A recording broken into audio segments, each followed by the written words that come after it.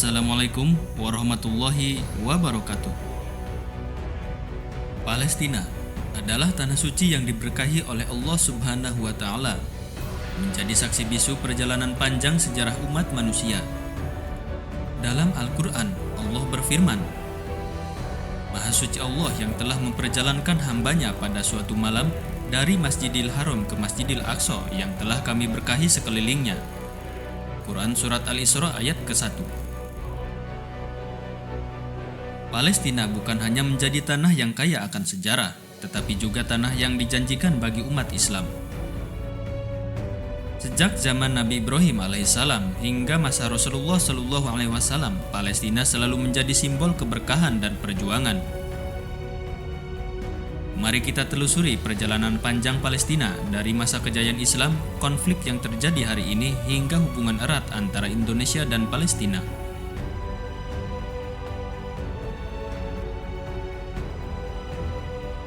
Pada masa kekhalifahan Islam, Palestina menjadi bagian penting dari peradaban Islam. Ketika Khalifah Umar bin Khattab memasuki Yerusalem pada tahun 638 Masehi, beliau menjamin keamanan dan kebebasan beragama bagi penduduknya. Masjid Al-Aqsa, kiblat pertama umat Islam, dibangun dan dirawat dengan penuh kemuliaan. Selama berabad-abad, Palestina menjadi pusat ilmu pengetahuan, kebudayaan, dan perdamaian di bawah pemerintahan Islam. Bahkan pada masa kekhalifahan Ottoman, Palestina dijaga dengan baik sebagai bagian dari wilayah Islam yang luas.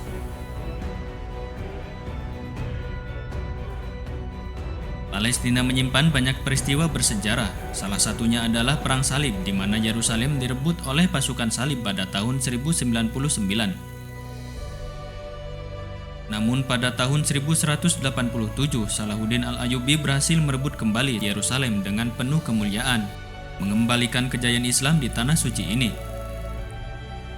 Selama berabad-abad, kekhalifahan Ottoman menjaga Palestina hingga awal abad ke-20. Namun setelah keruntuhan Ottoman, Palestina menjadi sasaran kolonialisme dan pendudukan.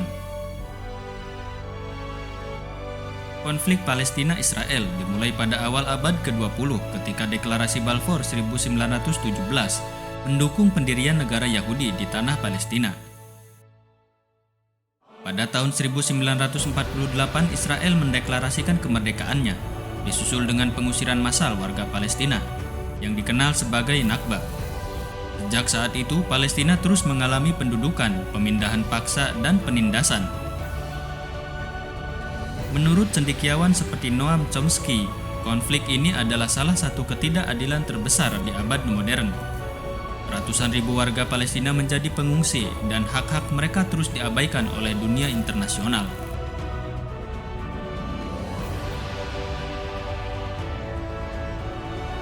Hari ini, Palestina masih terjajah. Blokade Gaza telah membuat kehidupan warga Palestina semakin sulit. Serangan Israel terus terjadi, menghancurkan rumah, sekolah, dan masjid. Menurut laporan PBB, ribuan warga sipil, termasuk anak-anak, menjadi korban. Tokoh seperti Ilan Pappé, sejarawan Israel, menyebut tindakan Israel sebagai apartheid modern. Namun, semangat warga Palestina untuk merdeka tidak pernah padam.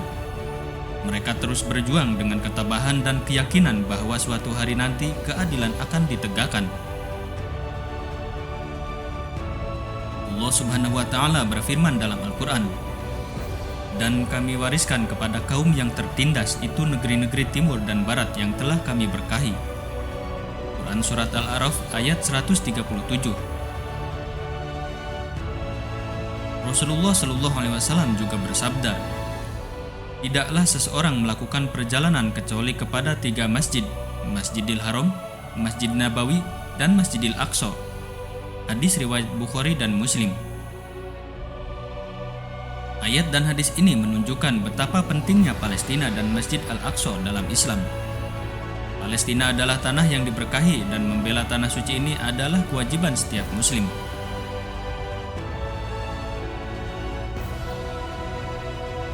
Indonesia sebagai negara dengan populasi muslim terbesar di dunia selalu menunjukkan solidaritasnya terhadap Palestina. Sejak era Presiden Soekarno hingga saat ini, Indonesia konsisten mendukung kemerdekaan Palestina. Indonesia tidak pernah mengakui kedaulatan Israel dan selalu menyuarakan hak-hak rakyat Palestina di forum internasional seperti PBB. Selain dukungan politik, Indonesia juga memberikan bantuan kemanusiaan seperti pembangunan rumah sakit, sekolah, dan bantuan medis untuk warga Palestina. Presiden ke-7 Indonesia bahkan menyatakan bahwa kemerdekaan Palestina adalah komitmen konstitusi Indonesia. Banyak cendekiawan dan tokoh dunia yang menyuarakan dukungan untuk Palestina. Edward Said, seorang intelektual Palestina, menyatakan bahwa perjuangan Palestina adalah perjuangan melawan kolonialisme dan ketidakadilan. Noam Chomsky, filsuf dan aktivis Amerika, menyebut Israel sebagai negara apartheid. Ilan Pape, sejarawan Israel, mengungkapkan kebenaran tentang kejahatan yang dilakukan terhadap warga Palestina. Di Indonesia, tokoh-tokoh seperti Kiai Haji Muzadi dan Cak Nun juga aktif menyuarakan dukungan untuk Palestina. Palestina adalah tanah yang dijanjikan, tanah yang diberkahi, dan tanah yang harus kita bela. Sebagai umat Islam, kita memiliki tanggung jawab untuk mendukung perjuangan saudara-saudara kita di Palestina. Allah Subhanahu wa Ta'ala berfirman, "Dan siapkanlah untuk menghadapi mereka kekuatan apa saja yang kamu sanggupi." Quran Surat Al-Anfal ayat ke-60. Mari kita bersatu meningkatkan kesadaran dan berkontribusi dalam perjuangan membebaskan Palestina. Palestina akan merdeka, insya Allah, dan Indonesia sebagai bagian dari umat Islam akan terus berdiri di barisan terdepan untuk mendukung perjuangan ini. Terima kasih. Wassalamualaikum warahmatullahi wabarakatuh.